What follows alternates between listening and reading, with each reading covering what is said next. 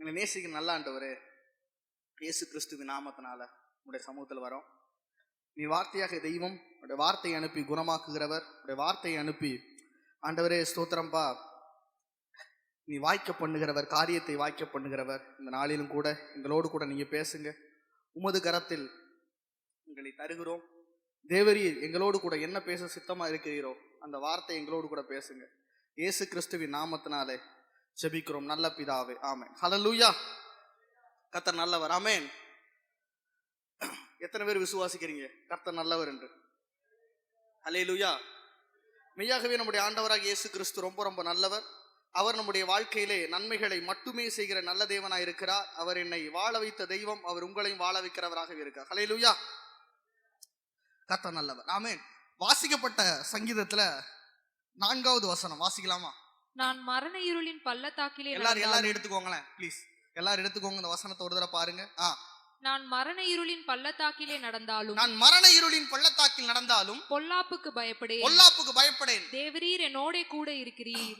உமது கோலும் உமது தடியும் என்னை தேற்றும். உமது கோலும் உமது தடியும் என்னை தேற்றும். எல்லாரும் சேர்ந்து சொல்லாம, உமது கோலும் உமது தடியும் என்னை தேற்றும். இன்னும் ஒரு தடவை மாத்திரம், உமது கோலும் உமது தடியும் என்னை தேற்றும். கொஞ்சம் வால்யூம் கம்மி பண்ணிக்கோங்க.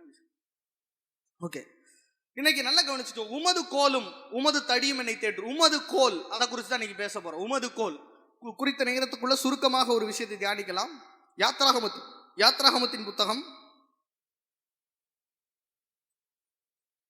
4வது அதிகாரம் 1வது வசனத்திலிருந்து.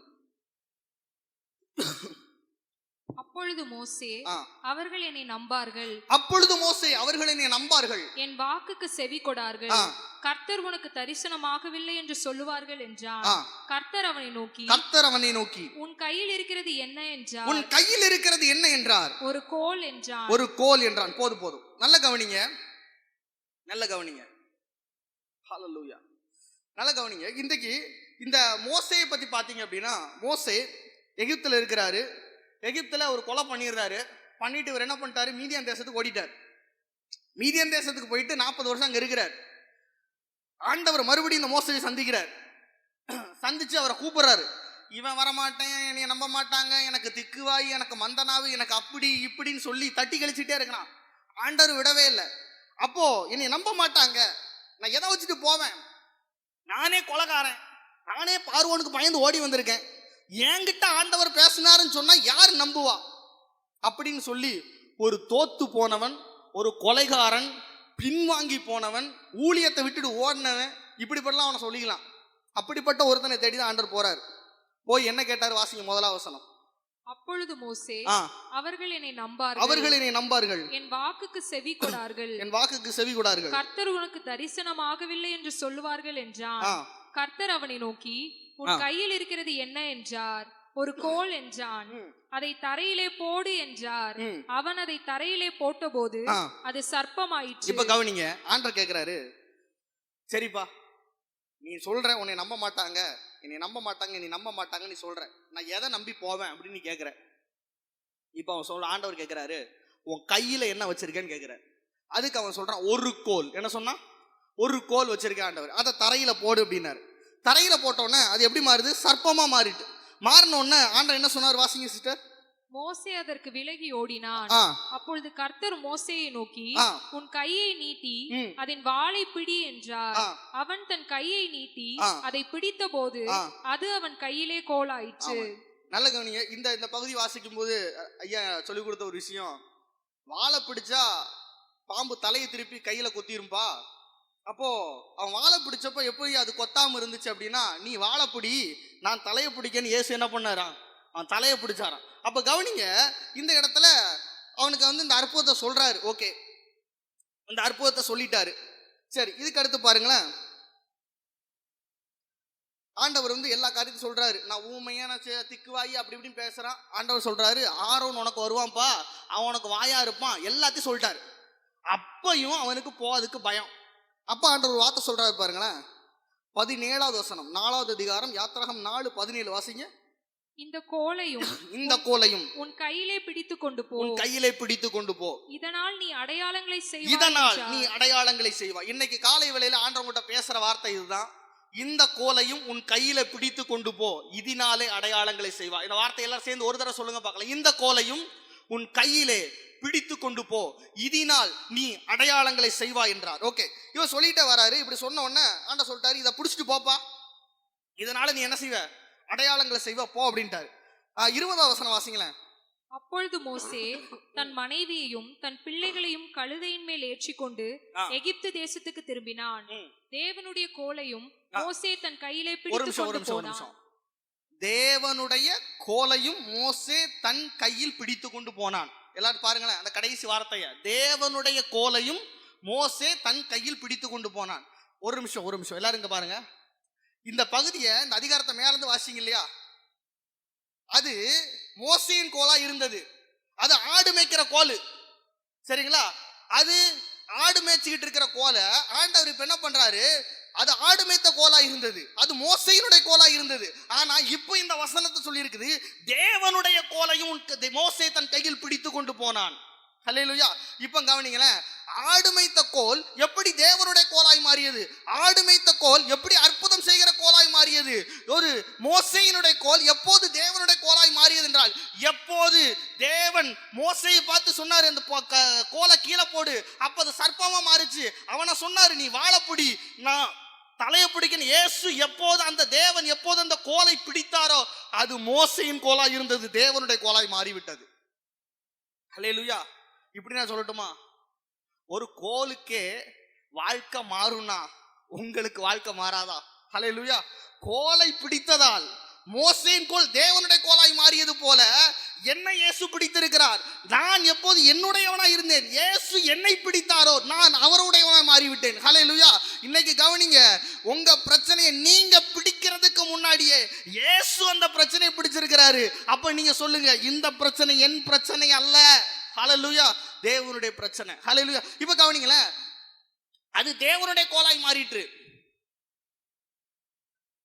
இன்னைக்கு அந்த கோலை குறித்து தான் பேச போறேன். யாத்ராகமம் 14வது அதிகாரம் 14வது வசனத்திலிருந்து. கர்த்தர் உங்களுக்காக யுத்தம் பண்ணுவார், நீங்கள் சும்மா இருப்பீர்கள் என்றான். அப்பொழுது கர்த்தர் மோசேயை நோக்கி, நீ என்னிடத்தில் முறையிடுகிறது என்ன?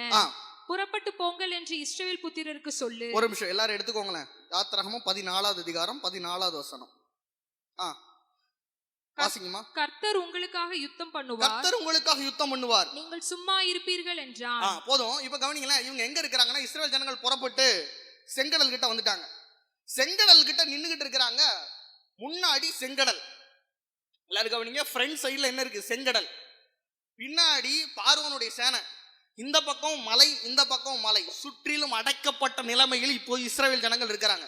இவங்க நினைச்சாங்க, இன்னையோட நம்ம கதை முடிஞ்சுது, நம்மளை கொன்னுட்டாங்க, வழி நமக்கு திறக்கல அப்படின்ட்டு. இப்ப என்ன கேட்கறாங்க தெரியுமா, இவனை பார்த்து கூட்டு வந்தது யாரு, மோசேன்னு சொல்லிட்டு அந்த மோசே கிட்ட சண்டை போட்டு இருக்கிறாங்க.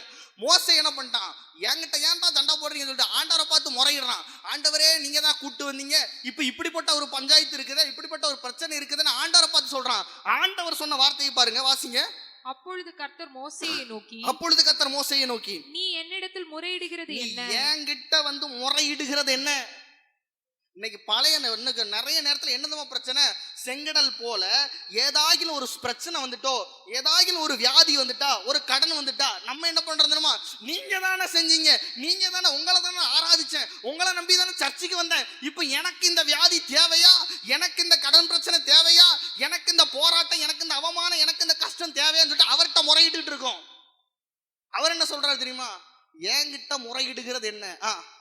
புறப்பட்டு போங்கள் என்று இஸ்ரவேல் புத்திரருக்கு சொல்லு. புறப்பட்டு போங்கள் என்று இஸ்ரவேல் புத்திரருக்கு சொல்லு. நீ உன் கோலை ஓங்கி உன் கையை சமுத்திரத்தின் மேல் நீட்டி. இப்ப கவனிங்களா, ஆண்டவர் என்ன சொன்னாரு, எப்பா நான் உங்ககிட்ட போகும்போது என்ன சொன்னேன், இந்த கோலையும் கையிலே பிடித்து கொண்டு போ, இதனாலே அடையாளங்களை செய்வாய்னு சொன்னேன்.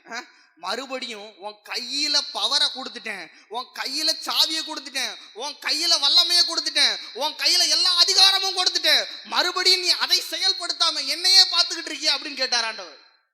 ஹல்லேலூயா. ஒரு வார்த்தை வாசிங்களேன். இந்த கோல் சொல்றீங்கப்பா, கோல்னா என்ன? முதல்ல ஏசாயா 11வது அதிகாரம் 4வது வசனம். ஏசாயா 11:4. நீதியின்படி ஏழைகளை நியாயம் விசாரித்து யதார்த்தத்தின்படி பூமியில் உள்ள சிறுமையானவர்களுக்கு தீர்ப்பு செய்து பூமியை தமது வாக்கின் கோலால் அடித்து, பூமியை தமது வாக்கின் கோலால், இங்கிலீஷ்ல பாத்தீங்கன்னா வார்த்தை என்னும் கோல், வசனம் என்னும் கோல் அப்படின்னு இருக்கும். அப்போ கோல் எதை அடையாளப்படுத்துகிறது என்றால் தேவனுடைய வார்த்தையை அடையாளப்படுத்துகிறது.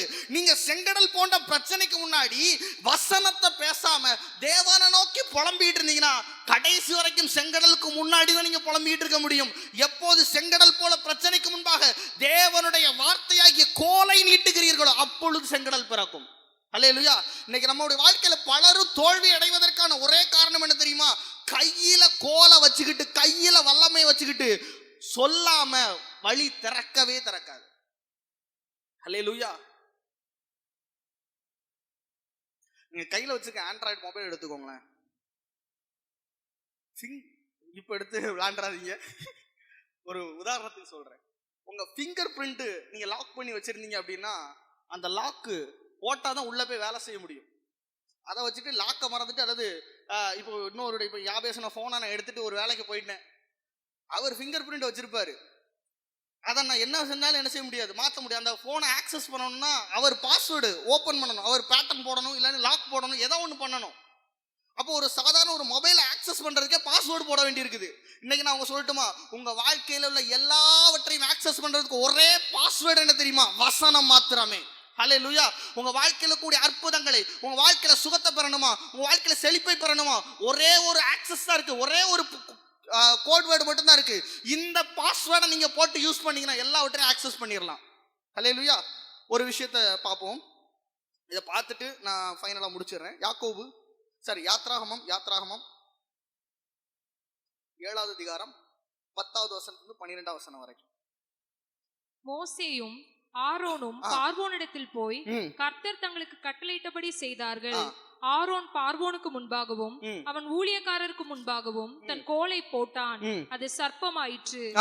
அப்பொழுது பார்வோன் சாஸ்திரிகளையும் சூனியக்காரரையும் அழைப்பித்தான். எகிப்தின் மந்திரவாதிகளும் தங்கள் மந்திர வித்தையினால் அப்படி செய்தார்கள். அவர்கள் ஒவ்வொருவனாக தன் தன் கோலை போட்டபோது அவைகள் சர்ப்பங்கள் ஆயின.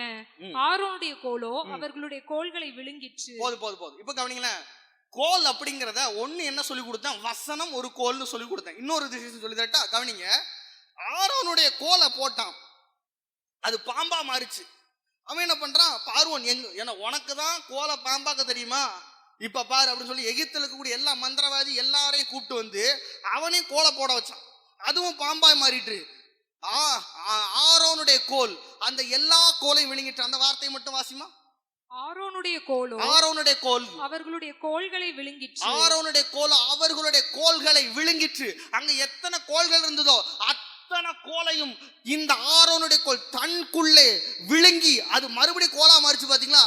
திருப்பி போட்ட மந்திரவாதிக்கெல்லாம் கோல் வரவே இல்லை. ஏன்னா அத்தனை கோல் எங்க போயிருச்சு? ஆரோனுடைய கோலுக்கு போயிருச்சு. இந்த ஆரோனுடைய கோல் யாரை அடையாளப்படுத்துகிறது என்றால் இயேசுவை அடையாளப்படுத்துகிறது. சிலுவையில இயேசு அத்தனை பாவத்தையும் மனு குலத்தினுடைய அத்தனை சாபத்தையும் தனக்குள்ளே வாங்கி மரித்து உயிரோடு எழுந்தார் பாருங்க. எல்லாவற்றையும் இயேசுக்குள்ள போய் எல்லாம் நம்ம புது சிருஷ்டியை மாறிவிட்டோம். ஹல்லேலூயா. ஒரு விஷயத்தை நீங்க நல்லா கவனிங்க, ஆரோனுடைய கோல் சர்ப்பமா மாறி எப்படி எல்லா கோலையும் விழுங்கி அது மறுபடி கோலாய் மாறியதோ அதே போல இயேசு கிறிஸ்து சிலுவையிலே நம்முடைய எல்லா அக்கிரமங்களையும், எல்லா பாவத்தையும், எல்லா வியாதிகளையும், எல்லாவற்றையும் அவர் தனக்குள்ளே இழுத்து கொண்டு மறுபடியும் உயிரோடு எழுந்து விட்டார். ஹல்லேலூயா. எத்தனை நல்லவர் பாருங்க. ஒரு விஷயத்தை மாத்திரம் வாசிங்க. லூக்கா எழுதின சுவிசேஷம் 5ஆம் அதிகாரம், அது மாத்திரம் வாசிட்டு முடிச்சிடலாம். 5:1 வாசிமா. பின்பு அவர் கெனசரேத்து கடல் அருகே நின்றபோது திரளான ஜனங்கள் தேவ வசனத்தை கேட்கும்படி அவரிடத்தில் நெருங்கினார்கள். அப்பொழுது கடற்கரையிலே நின்ற 2 படவுகளை கண்டார். மீன் பிடிக்கிறவர்கள் அவைகளை விட்டிறங்கி வலைகளை அலசி கொண்டிருந்தார்கள். அப்பொழுது அந்த படவுகளில் ஒன்றில் ஏறினார். அது சீமோனுடையதாய் இருந்தது. அதை கரையிலிருந்து சற்றே தள்ளும்படி அவனை கேட்டுக்கொண்டு அந்த படவில் உட்கார்ந்து ஜனங்களுக்கு போதகம் பண்ணினார். அவர் போதகம் பண்ணி முடித்த பின்பு சீமோனை நோக்கி, ஆழத்திலே தள்ளி கொண்டு போய் மீன் பிடிக்கும்படி உங்கள் வலை வலைகளை போடுங்கள் என்றார். அதற்கு சீமோன் ஐயரே, ராம் முழுவதும் நாங்கள் பிரயாசப்பட்டும் ஒன்றும் அகப்படவில்லை, ஆகிலும் உம்முடைய வார்த்தையின்படியே வலையை போடுகிறேன் என்றான். கவனிங்க. இந்த கணேசரேத்து கடல் அப்படிங்கிறது என்னன்னா, இவனுக்கு நன்றாய் பழக்கப்பட்ட கடல். இப்ப என்னன்னா, இவன் ராத்திரி போயிட்டு வரான், மீன் அகப்படல, இவனோட தொழில் நஷ்டம், ஒரு காரியத்தை ஆரம்பிச்சிருக்கான், அது இவனுக்கு நஷ்டமாயிருச்சு, தோத்து போய் நின்னவனா இருக்கிறான். ஏசு அவனை பார்த்து சொன்னாரு, ஆழத்தை தள்ளிட்டு போய் வலைய போடுப்பா அப்படின்னாரு. அவன் வார்த்தையை சொன்ன தெரியுமா, ராத்திரி முழுக்க வலை வீசினேன், ஒண்ணுமே அகப்படல, நான் தோத்து போயிட்டேன். ஆனா இப்ப நானா போகல, வார்த்தையினால போகிறேன். இந்த வார்த்தையை சுமந்துகிட்டு நான் போறேன், இந்த கோலை தூக்கிட்டு போறேன். இந்த கோலை கொண்டு போறதுனால இப்ப நான் ராத்திரியிலே வெறுமையாய் திரும்பினது போல இந்த வார்த்தையை கொண்டு போறேன். இனி நான் வெறுமையாய் திரும்புவதே இல்லைன்னு சொல்லிட்டு பாருங்க, 2 படகு நிறைய அவனுக்கு கிடைச்சது. ஹல்லேலூயா. அதான் இன்னைக்கு காலை வேளையில ஒண்ணே சொல்றேன், இந்த கோலையும் உங்கள் கையிலே பிடித்து கொண்டு போங்கள். வசனம் என்கிற கோல், இயேசுவின் நாமம் என்கிற கோல், இயேசு என்கிற கோல் உங்க கூட இருந்துச்சு அப்படின்னா நீங்க எல்லாவற்றையும் சாதிக்க முடியும். ஒருவேளை பிள்ளைங்க நீட் எழுதிட்டு எதிர்பார்த்து காத்திருக்க பிள்ளைங்க இருக்கிறாங்க, ஒவ்வொரு வேலைக்கு எதிர்பார்த்து காத்திருக்கிறவங்க இருக்காங்க, புதிய தொழில ஆரம்பிச்சவங்க இருக்கலாம், திருமணத்துக்காக எதிர்பார்த்தவங்க இருக்கலாம், யாரா இருந்தாலும் சரி, கற்பத்தின் கனிக்காக காத்திருக்கிறவர்களாம், இந்த கோலை கையில் பிடித்து கொள்ளுங்கள், நீங்க எல்லாவற்றிலும் வெற்றி அடைய முடியும். ஹல்லேலூயா. ஆண்டவர் யோசுவாட்ட சொன்னார், இந்த நியாயப்பிரமாணத்தின் புத்தகத்தின் வார்த்தைகள் எல்லாம் உன் வாயை விட்டு பிரியாது இருப்பதாக, இரவும் பகலும் இதிலே தியானமா இரு, அப்பொழுது உன் வழியை வாய்க்க பண்ணுவாய், புத்திமானாயும் நடந்து கொள்வாய். இங்கிலீஷ்ல போட்டிருக்கு பாருங்க, அப்பொழுது வெற்றியுள்ள வாழ்க்கை வாழ்வாய். உன் வழியை நீ வாய்க்க பண்ணுவப்பா, புத்திமான நடந்துக்கலாம், நீ வெற்றியுள்ள வாழ்க்கை வாழலாம். ஒண்ணு செய், இந்த வசனம் வார்த்தை என்கிற கோலை பயன்படுத்துன்னு ஆண்டவர் சொன்னார். அல்லேலூயா. இன்னைக்கு இதுதான் உங்களுக்கு பாஸ்வேர்டு, இதுதான் உங்களுக்கு கீவேர்டு, இதுதான் உங்களுக்கு லைஃப் கார்டு, எல்லாமே இதுதான். இதை பயன்படுத்துங்கள். கர்த்தர் உங்களை ஆசீர்வதிப்பாராக. ஆமென்.